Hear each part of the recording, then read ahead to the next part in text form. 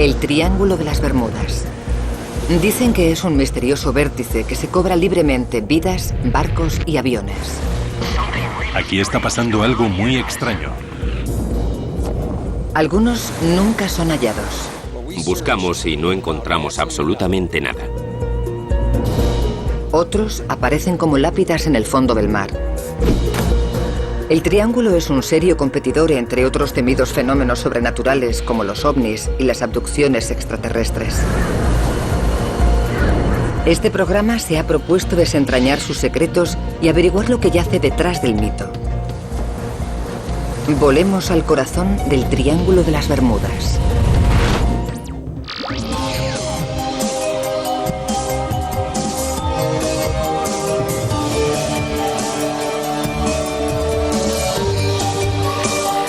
Ciencia al desnudo. El Triángulo de las Bermudas. Bienvenidos a los 720.000 kilómetros cuadrados del Océano Atlántico, conocidos como el Triángulo de las Bermudas. Aquí el clima puede destrozar barcos y aviones. Un solo huracán del Triángulo de las Bermudas contiene más energía que 10.000 bombas nucleares.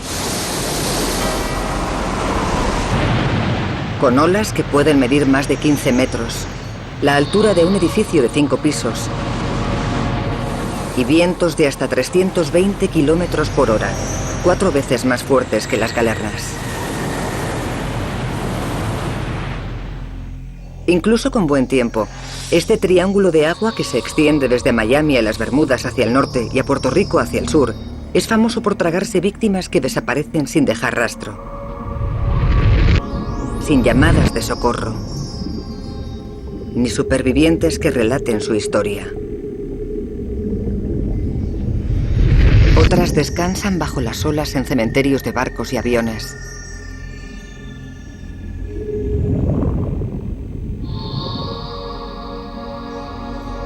Es imposible disponer de estadísticas fiables, pero hay barcos, aviones y personas que han desaparecido sin explicación o por razones que han salido a la luz más tarde.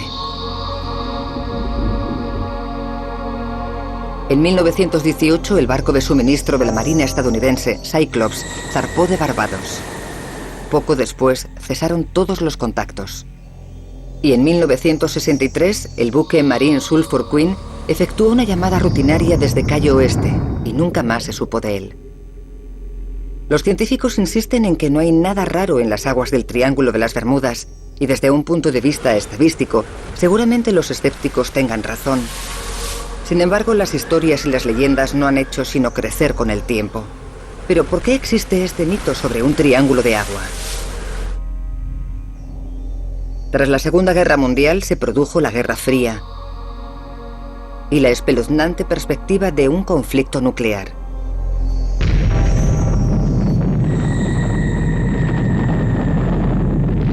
La incertidumbre y el temor contribuyeron a fomentar mitos inexplicables que florecieron en el cine y la cultura popular. Objetos volantes no identificados avistados sobre suelo estadounidense. Abducciones de alienígenas culpables de numerosas desapariciones. Cualquier historia descabellada entraba en el campo de lo posible. Esas tensiones de la era de la ciencia ficción incubaron libros y reportajes periodísticos sobre supuestas desapariciones y acontecimientos sobrenaturales, justo cuando los viajes aéreos y marítimos y sus víctimas comenzaban a aumentar dramáticamente.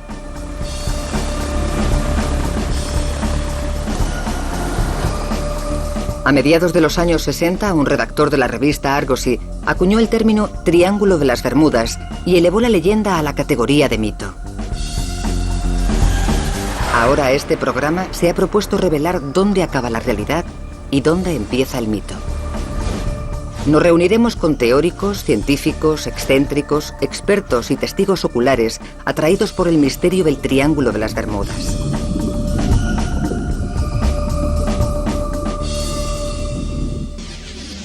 Paul Vance es un hombre que cree en el Triángulo de las Bermudas. Afirma haber visto algo extraño durante un viaje en barco. Tal vez un ovni. Mi amigo Doug Gordon y yo zarpamos de West Palm Beach. y vimos una luz blanca que apareció en el cielo y luego se paró. No era un avión, era una única luz blanca. Y cuando se paró apareció una nube bajo ella y empezó a girar como si fuese un tornado, pero no era tan larga como un tornado. Y en el mismo instante en el que la luz se paró, el motor del barco comenzó a fallar. La historia de Paul Vance es imposible de probar o de refutar, pero la ciencia ofrece algunas explicaciones lógicas para muchos de los misterios del Triángulo de las Bermudas. Una de las teorías más extendidas se fundamenta en el tiempo.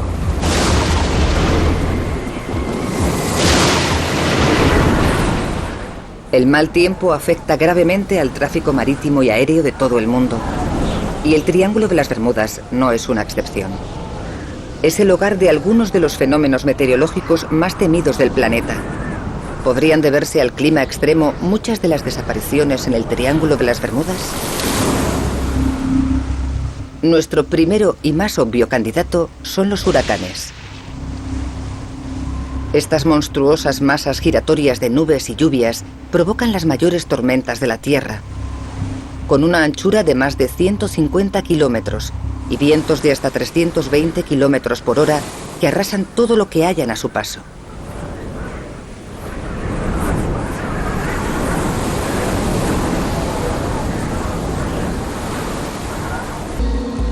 Su potencia llega a sorprender incluso a cazadores de huracanes experimentados, como el fotógrafo de tormentas Jim Ed, que ha vivido la fuerza desatada por un huracán en el Triángulo de las Bermudas.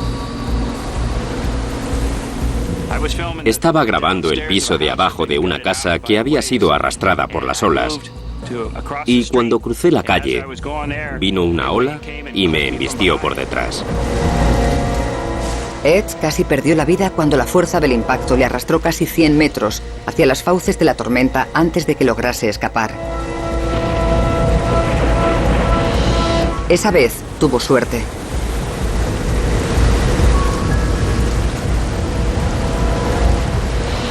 Los científicos del Centro Nacional de Huracanes de Miami, en Florida, analizan con detalle la fuerza y dirección de todos los huracanes. Pero a pesar de sus esfuerzos, la madre naturaleza todavía nos depara sorpresas. La potencia inconmensurable de tormentas como el huracán Andrew de agosto de 1992 puede asombrar incluso a los mejores meteorólogos, como Jim Lucine, con resultados descorazonadores. Estaba trabajando en el centro de huracanes, viendo las fotos de los satélites y redactando un informe de un huracán local. Mi mujer, que llevaba 20 años viviendo en la misma casa con mis hijas, me dijo por teléfono que creía que esta vez no nos iba a afectar, porque los vientos eran bastante débiles. Pero yo le dije que lo sentía, pero que se equivocaba.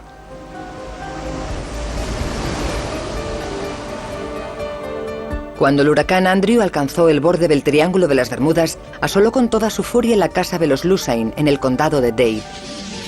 Llevaba algunas horas sin saber lo que estaba pasando, y cuando giré en la esquina de la manzana donde estaba mi casa ya no estaba allí. El inmenso poder destructivo de los huracanes los convierte en uno de los fenómenos meteorológicos más estudiados del mundo y constituyen probablemente la explicación más racional a los trágicos acontecimientos que tienen lugar en el Triángulo de las Bermudas. Cualquier hecho que aprendamos sobre los huracanes puede ayudarnos a desmantelar el mito del Triángulo. Observamos todos sus movimientos desde el espacio. Y en la Tierra, algunos científicos vuelan deliberadamente al Triángulo de las Bermudas y al corazón de los huracanes para ver qué pueden averiguar. Uno de esos científicos es Robert Rogers. Investigo los huracanes. Tomo medidas de las tormentas. Vuelo hacia su interior. Trabajo con ordenadores para tratar de comprender cómo funcionan los huracanes, cómo se forman. Los rastreo. Estudio lo que causa sus cambios de intensidad, lo que produce lluvias, ese tipo de cosas. Lo primero que hace falta es una masa de agua cálida. Es lo que necesita para alimentarse y para obtener la energía que impulsa los vientos de la tormenta. Otra cosa necesaria es que los vientos sean favorables para que la tormenta pueda mantenerse a sí misma. Si los vientos soplan de diferentes direcciones y a distintas altitudes, la tormenta no se puede mantener. Hoy en día la tecnología satélite puede avisar de los huracanes que se avecinan a los viajeros del interior del Triángulo. Además existen mejores sistemas de navegación, lo que puede explicar la reciente tendencia a la baja de calamidades y desapariciones cada año que pasa. Pero la historia no está completa. La temporada de huracanes solo dura 6 meses, de junio a noviembre, y muchas de las desapariciones ocurren fuera de esa época. ¿Existen otros fenómenos naturales que formen parte de la leyenda? Las trombas marinas o tornados en el mar son comunes en la costa del sur de Florida y también pueden ser mortales. Esta tormenta de Miami se transformó en una tromba marina con vientos de 175 kilómetros por hora. En el sur de Florida se producen con bastante frecuencia. Son un fenómeno fascinante. A veces se producen varias trombas en fila y se pueden observar todas juntas, aunque solo duran 5 o 10 minutos. Pero las trombas de agua pueden producirse sin previo aviso. Sé que aquí se producen condiciones meteorológicas que pueden afectar a los barcos. Puede haber una tromba de agua mientras tú estás comiendo dentro del barco y te puede pasar una columna giratoria de aire por encima sin que te enteres. Peligrosas e impredecibles, las trombas de agua son demasiado débiles para hundir un barco grande o un avión que vuela a gran altura. Pero, ¿qué ocurre con fenómenos más habituales, como las tormentas? ¿Han contribuido a los mitos del Triángulo de las Bermudas? Las tormentas se forman cuando una masa de aire cálido y húmedo asciende y se encuentra con otra de aire frío. Regiones como la del Triángulo de las Bermudas, en las que masas de aire cálido ascienden continuamente, son incubadoras perfectas. En el mar, las tormentas se forman con rapidez y desatan todo su poder de destrucción sobre los aviones y barcos desprevenidos. Y con las tormentas vienen los rayos, que suponen una amenaza constante en esta parte del mundo.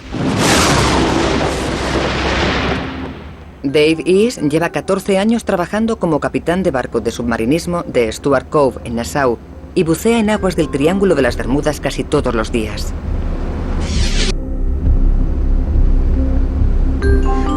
Nos encontramos con una tormenta con relámpagos. Pasamos muy cerca de ella y pudimos ver y escuchar los rayos y los truenos. Cuando se oye un trueno hay que soltar el timón, porque si lo agarras sufres una pequeña sacudida. Y luego se escucha un zumbido en la antena, como si tuvieras avispas dentro. Es por la electricidad estática que se acumula dentro. Los rayos pueden desorientar e incluso ser mortales, pero normalmente los barcos grandes y los aviones están protegidos y pueden resistir el impacto de un rayo. Al igual que las trombas marinas y las tormentas, los rayos no parecen ofrecer más que una explicación parcial de la leyenda. Pero a pesar de todas las explicaciones lógicas, hay una desaparición que ha alimentado más que ninguna otra el mito del Triángulo de las Bermudas.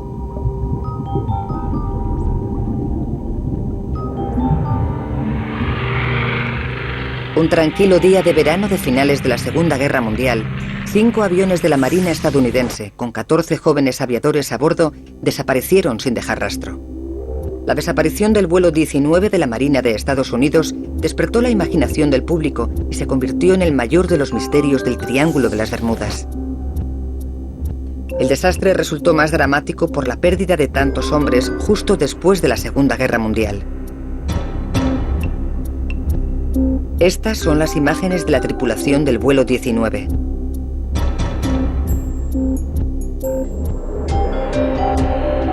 Estos jóvenes se convertirían en las víctimas de uno de los mayores misterios de Estados Unidos y concentraron la atención internacional en el mito del Triángulo de las Bermudas. Alrededor de su desaparición se han desarrollado todo tipo de leyendas extrañas. Pero, ¿cuáles fueron los hechos? Tal vez no exista nadie que sepa más de la tragedia que el escritor Jean Cussard, experto y entusiasta del Triángulo de las Bermudas. En lo que respecta al Triángulo, me considero la persona que se ha molestado en escribir una biografía con todos sus misterios, con los hechos en lugar de la ficción, de la leyenda y de los rumores. Cussard ha examinado toda la documentación histórica conocida sobre el vuelo 19 y ha escuchado de primera mano relatos de testigos de esa época. Los archivos oficiales revelan que la primera señal de avería del vuelo 19 fue un fallo instrumental. Pero, ¿qué pasó en realidad? Puede que aprendamos algo nuevo si reproducimos todos los pasos del vuelo. Para ello, hemos decidido volar en un auténtico avión Avenger de la Segunda Guerra Mundial y recorrer tal vez por primera vez la ruta exacta planeada por el malogrado vuelo 19 sobre las aguas del Triángulo de las Bermudas. Al mando del experimentado piloto Charles Taylor, el vuelo 19 despegó de lo que hoy es el Aeropuerto Internacional de Fort Lauderdale. Los aviones, 4 de los cuales llevaban una tripulación de 3 hombres y otro con solo 2 aviadores a bordo, tenían que volar una ruta en 4 tramos. De Fort Lauderdale a Bimini, de allí al Cayo de Great Harbor, luego a la isla de Gran Bahama y después de vuelta a la base. Hacía buen tiempo y parecía una misión muy fácil. El primer trayecto les llevaría a Bimini, a unos 90 kilómetros de la base de Fort Lauderdale, y tendrían que efectuar unas prácticas de lanzamiento de torpedos sobre el bajío de Chicken and Hen durante la travesía. El plan indica que tenían que continuar hacia el este con la brújula orientada a 90 grados y 107 kilómetros. Después tenían que girar al noroeste durante 117 kilómetros. Y un giro final al oeste les colocaría en ruta directa a su base de Fort Lauderdale. Los datos demuestran que efectuaron los 3 primeros tramos del recorrido, pero no el último. Perdieron contacto a las 19:04 horas y nunca se volvió a saber de ellos ni se encontraron sus restos. Fue un viaje trágico para los tripulantes del vuelo 19 y los amigos y seres queridos que dejaron atrás. Obie O'Brien, un expiloto de la Marina y héroe de guerra que se alistó un año después del desastre, pilotará nuestro bombardero Avenger, idéntico a los 5 aviones del vuelo 19. En 1950 yo pilotaba un Corsair del escuadrón Corsair y fuimos a Corea en el buque de guerra Boxer. Volé unas 40 misiones y me concedieron la medalla aérea.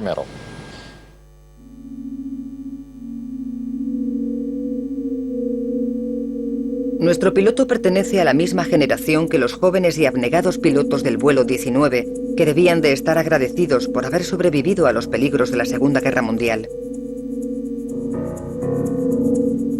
Para que nuestro vuelo resulte auténtico, navegará con los mismos sistemas básicos que utilizaron el vuelo 19 y todos los pilotos durante muchos años, guiándose con una brújula y observando las islas de debajo.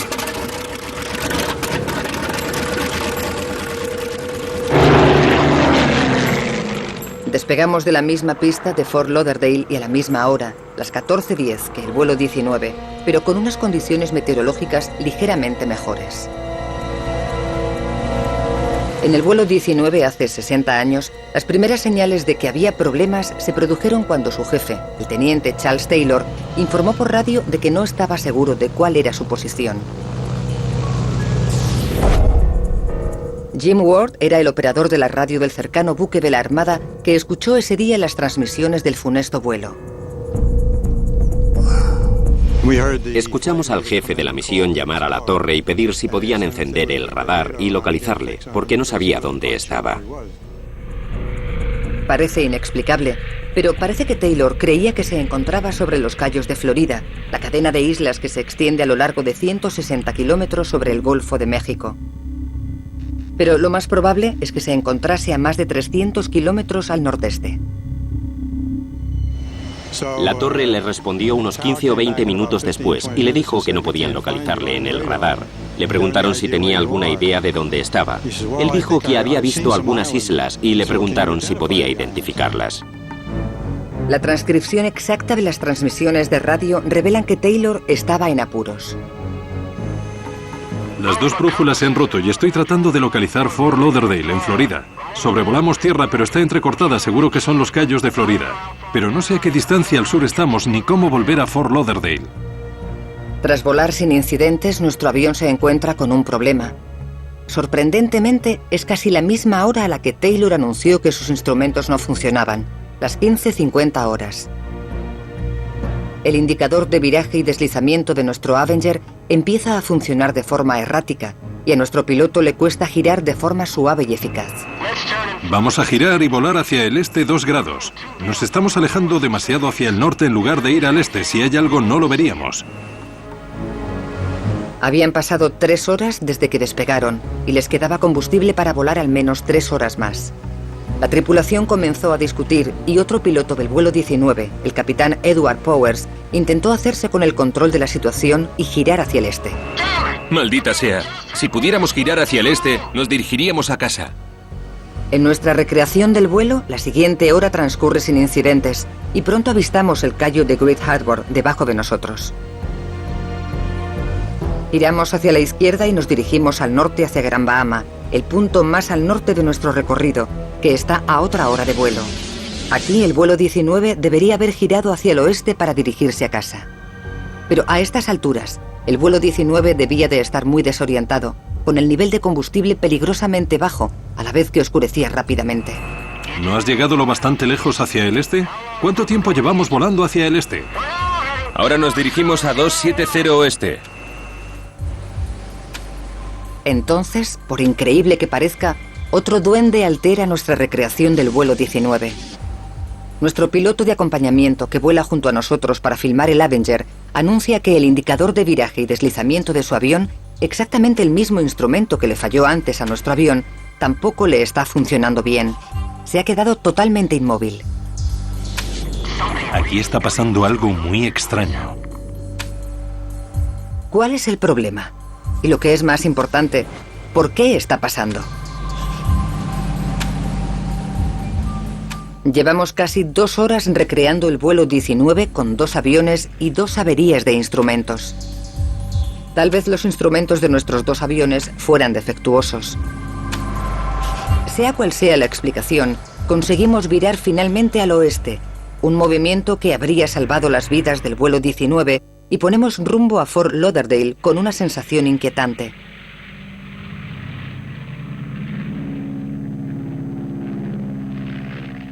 El vuelo 19 nunca pudo efectuar ese giro final al oeste. Los 5 aviones estaban condenados a seguir volando con los depósitos de combustible vaciándose rápidamente en dirección cada vez más hacia el este, sobre un mar vacío y en mitad de una oscuridad creciente. Nos dirigiremos a 270 hasta que lleguemos a la playa o nos quedemos sin gasolina. Cuando al primer hombre le queden menos de 40 litros de gasolina, aterrizaremos todos juntos en el agua. ¿Lo ha entendido todo el mundo?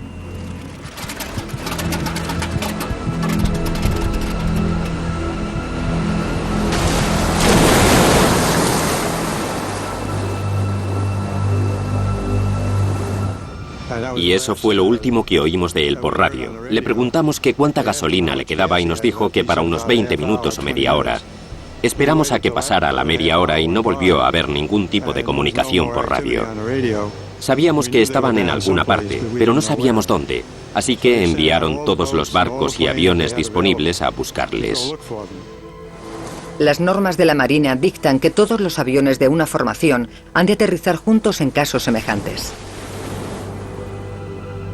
Nadie sabe lo que pasó de verdad con los aviones del vuelo 19. ¿Por qué no se encontró nunca ni un solo tripulante, chaleco salvavidas o escombro de los 5 aviones de 7 toneladas? Casi he podido sentir la presencia de los 14 valientes que perecieron hace 60 años. Y es una sensación que te da que pensar. La desaparición del vuelo 19 y la conmoción mediática que le siguió solidificó la leyenda del Triángulo de las Bermudas y continúa siendo su misterio más famoso. Pero los 5 aviones que desaparecieron en 1945 no fueron los últimos en desvanecerse en el aire. El 27 de diciembre de 1948, un DC-3 despegó de San Juan de Puerto Rico con destino a Miami y desapareció sin dejar rastro. El 28 de agosto de 1963, 2 enormes aviones militares de repostaje aéreo se estrellaron cuando regresaban a la base aérea de Homestead, cerca de Miami. Volaban a unos 150 metros de distancia y cayeron simultáneamente desde una altitud de unos 11.000 metros, pero no desaparecieron sin más. Se hallaron los restos, pero no se supo si ambos aviones habían colisionado o si se trató de un error del piloto. Nunca se sabrá la verdad exacta. Este accidente también ha pasado a los anales de las leyendas del Triángulo de las Bermudas, lo que indica lo fácil que un hecho se puede convertir en un mito. En nuestra búsqueda para desentrañar el mito del Triángulo de las Bermudas no queremos descartar ninguna posibilidad y hemos examinado los fallos mecánicos y humanos. ¿Pueden los errores de los pilotos y la desorientación espacial ofrecer una respuesta a la desaparición de los aviones?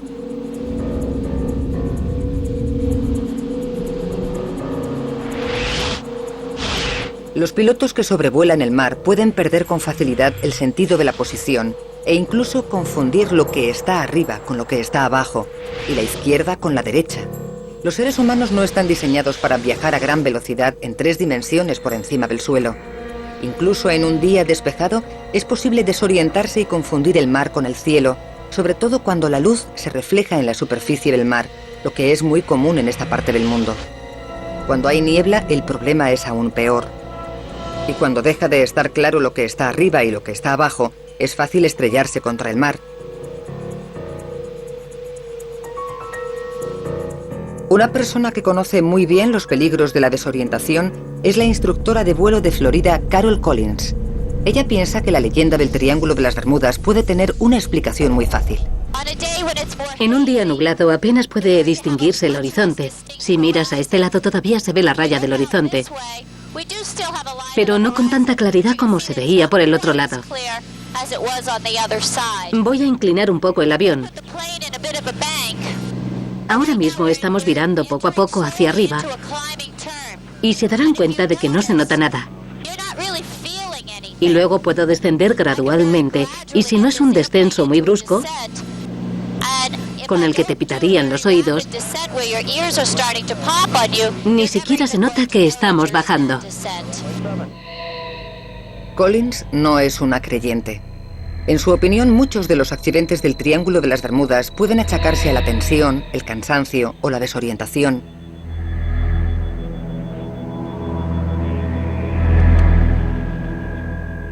Pero, ¿qué ocurre con las desapariciones de barcos? ¿Es posible que se traten de un error humano? El meteorólogo Chris Lancy opina que la mayoría de los incidentes tienen explicación. Como vecino, ni siquiera como científico, no me cuesta nada achacar al error humano los problemas de los que se culpa el Triángulo de las Bermudas. Hay mucha gente que hace cosas estúpidas en esa zona y decide echarle la culpa a otra cosa. Conociendo la naturaleza humana y cuántos idiotas viven aquí, es fácil que se produzcan errores de juicio.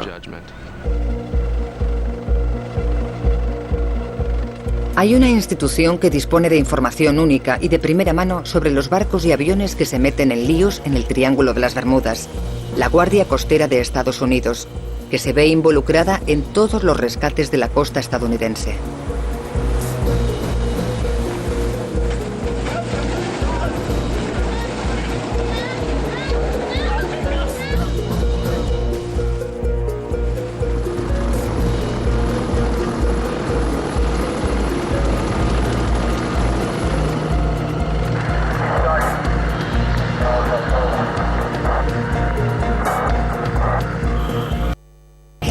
El contramaestre John Guthrie, miembro de la tripulación de la base de helicópteros de la Guardia Costera en Miami, está orgulloso de pertenecer a los servicios de rescate marítimo más ocupados del mundo y sabe con exactitud lo fácil que resulta desorientarse.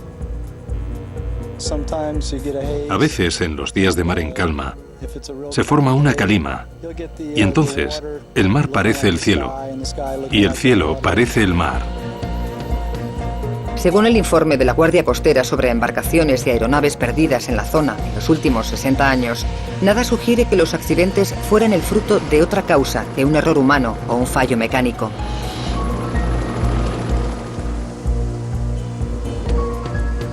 De media, la Guardia Costera estadounidense salva 11 vidas al día y socorre a unas 130 personas en apuros. En los últimos años, se ha rescatado a un porcentaje más elevado de personas en peligro gracias a un nuevo instrumento de rescate más exacto, que se llama EPIR, las siglas en inglés de Radio Baliza de Emergencia Indicadora de Posición. Las EPIRs han salvado más de 14.000 vidas en todo el mundo desde que se introdujeron en 1982. En el Triángulo de las Bermudas todos los años se llevan a cabo miles de rescates y las EPIRs juegan un papel fundamental en la localización de las embarcaciones en apuros. Te lo puedes llevar al agua si tu barco se hunde y activarlo para enviar una señal a los satélites, que tienen un código específico para cada uno, entre 4 y 6 EPIRs. La Guardia Costera de Estados Unidos no reconoce oficialmente la existencia del Triángulo de las Bermudas. Pero sigue habiendo casos en los que la Guardia Costera es incapaz de localizar una embarcación desaparecida, incluso si llevaba una baliza EPIR a bordo.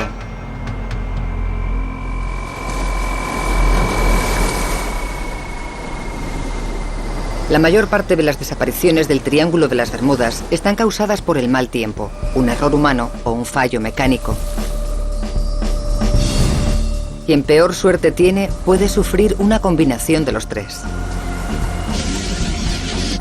Existe una anécdota curiosa sobre un promotor inmobiliario con base en Miami, Bruce Gernon. Poco después de despegar de la isla de Andros, en las Bahamas, con rumbo a Miami, en un vuelo rutinario, Gernon afirmó que había visto una nube lenticular de aspecto inocente. Es el tipo de nube que normalmente rodea las montañas, pero flotaba a varios kilómetros de la costa sobre el Bajío de Gran Bahama. Gernon dijo que las cabezas de yunque de la nube formaron un túnel al final del cual el cielo estaba azul. Cuando se introdujo volando en la nube, notó que se producían fuertes destellos de luz, que no eran rayos ni relámpagos. Parecía que la nube entera estaba cargada de energía. También afirmó que dentro del túnel aparecieron unas rayas extrañas que rotaban muy lentamente en sentido inverso a las agujas del reloj. Las rayas recorrían toda la longitud del túnel, que por lo menos tenía 15 kilómetros de largo.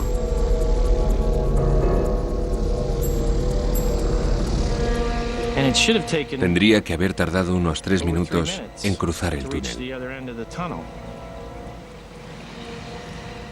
Pero solo tardé 20 segundos.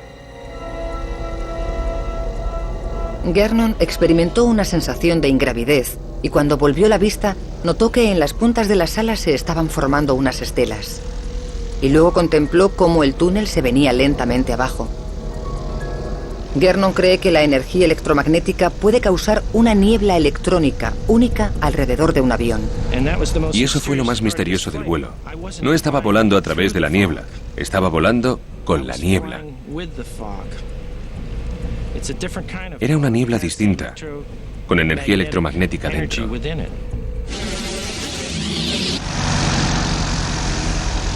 Entonces, según Gernon, la niebla comenzó a desvanecerse en pocos segundos y de repente se encontró sobre Miami.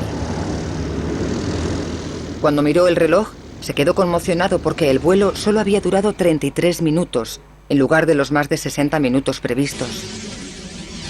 La historia de Gernon, de una niebla electromagnética que rodeó su avión en el Triángulo de las Bermudas, es tan extraña que desafía una simple explicación física. Pero existe otro hombre atraído por el misterio del triángulo, un científico aficionado y autodidacta que investiga un fenómeno similar. Desde un laboratorio improvisado en su piso de Vancouver, John Hutchinson afirma haber practicado la levitación y haber doblado metales mediante una fuerza electromagnética que él denomina orgullosamente el efecto Hutchinson. Cree que ha presenciado la misma niebla electrónica misteriosa que Gernon.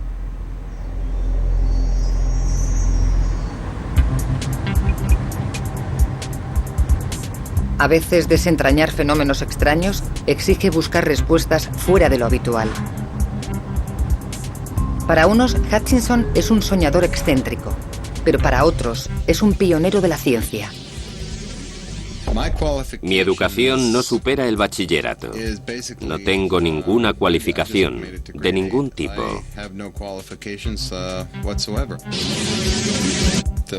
La niebla metálica que he creado mediante mis propias investigaciones se parece a la niebla electrónica que vio Bruce Gernon. Estoy comparándola con mis notas sobre la niebla metálica. Lo que yo he visto es una bola de un material blanco grisáceo, denso y metálico que sale de la nada. Sé que existe una correlación entre ambas nieblas. Hutchinson cuenta que su historia comenzó en mayo de 1980, cuando estaba experimentando con el equipo que había instalado en su pequeño apartamento. Dice que percibió ligeros movimientos de los objetos cercanos al campo eléctrico que estaba generando. Intentó mover objetos por diferentes áreas del campo hasta que de repente lo consiguió. Logró que una bala de cañón de casi 30 kilos levitase sobre la superficie de la mesa.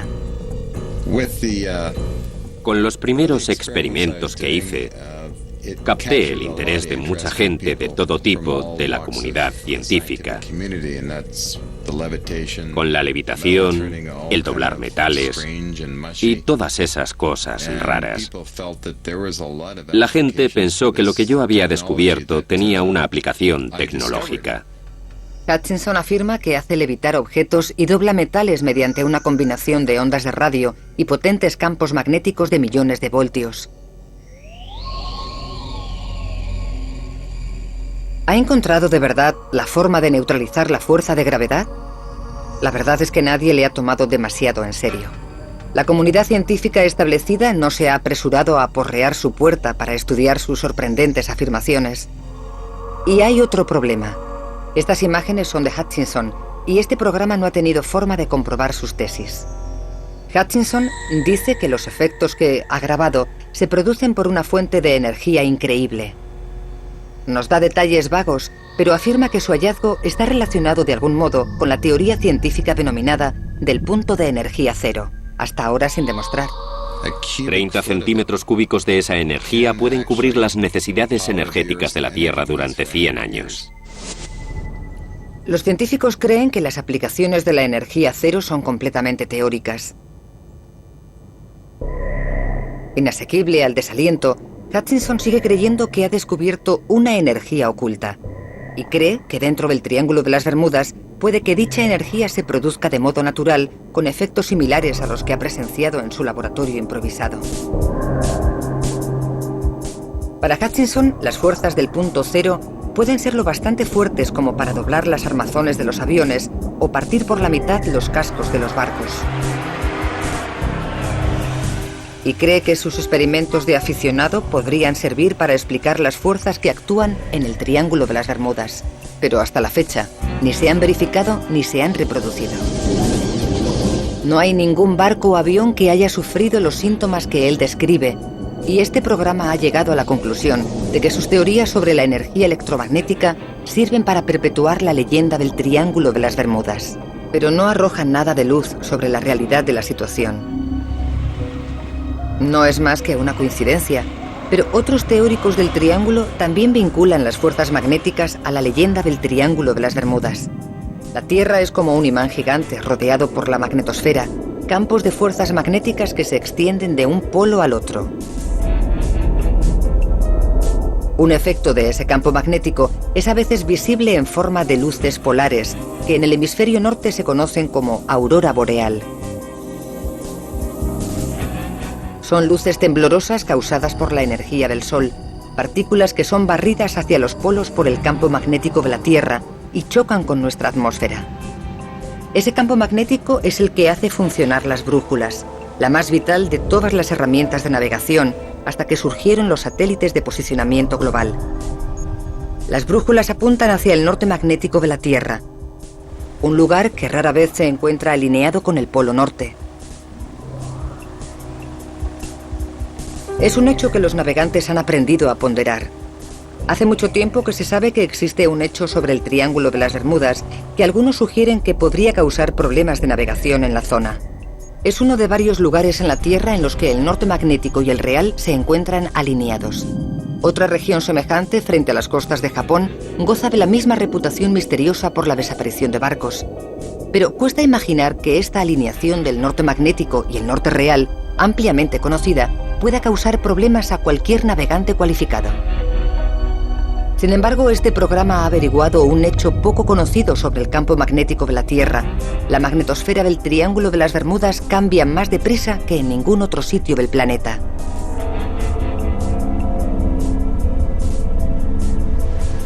Y en este caso, eso significa que el Triángulo de las Bermudas no se parece a ningún otro lugar de la Tierra. Las pruebas nos han llegado del espacio, a casi 650 kilómetros de la Tierra.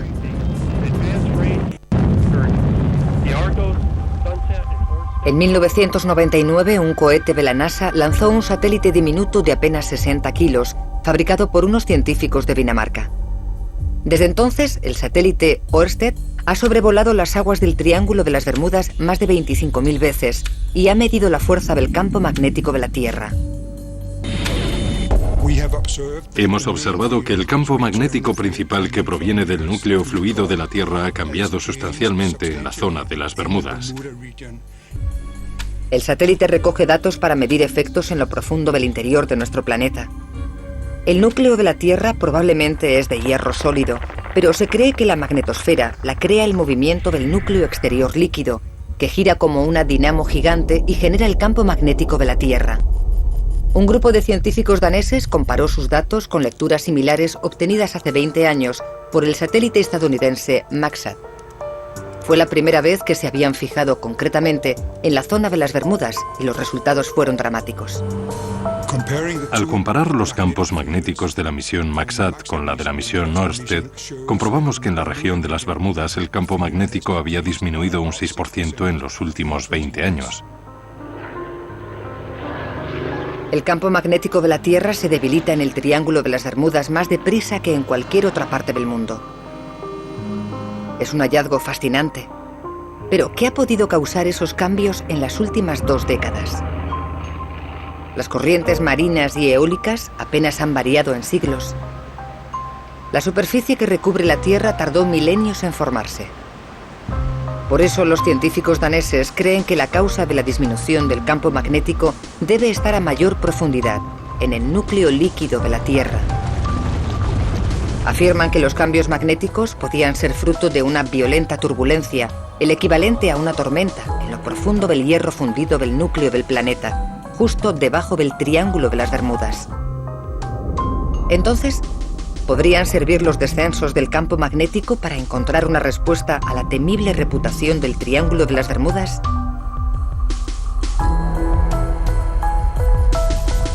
Los teóricos del Triángulo se preguntan si los cambios del campo magnético de las Bermudas podrían estar afectando a los sistemas de navegación o a la climatología.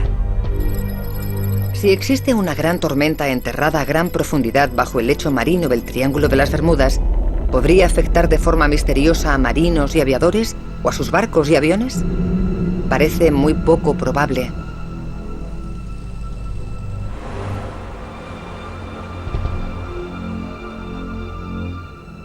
El campo magnético de la Tierra ha variado muchísimo a lo largo de millones de años y continúa cambiando en la actualidad.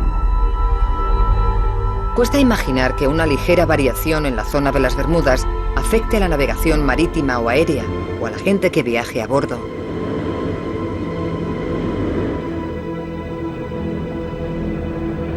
A pesar de esta lógica, los que creen en el mito del Triángulo siguen planteando preguntas. Y aunque nos habíamos propuesto resolver el misterio del Triángulo de las Bermudas, hemos acabado suscitando más preguntas que respuestas.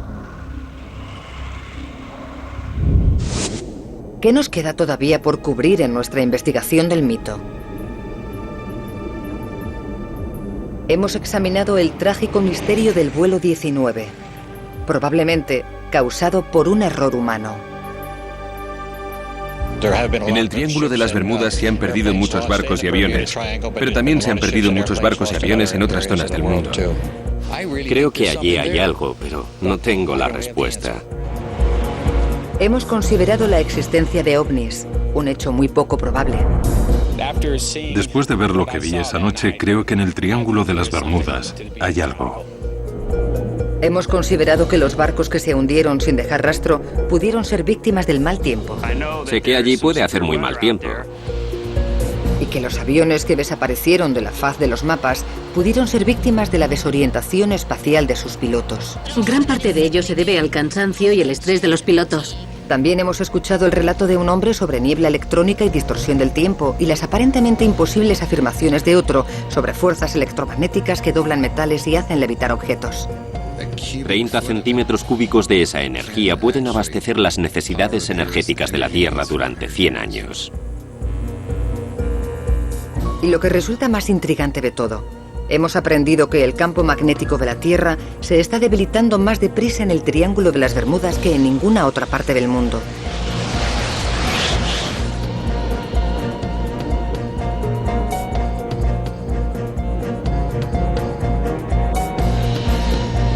Pero al final de nuestro viaje, ninguna razón ha servido para explicar la extraña reputación del triángulo.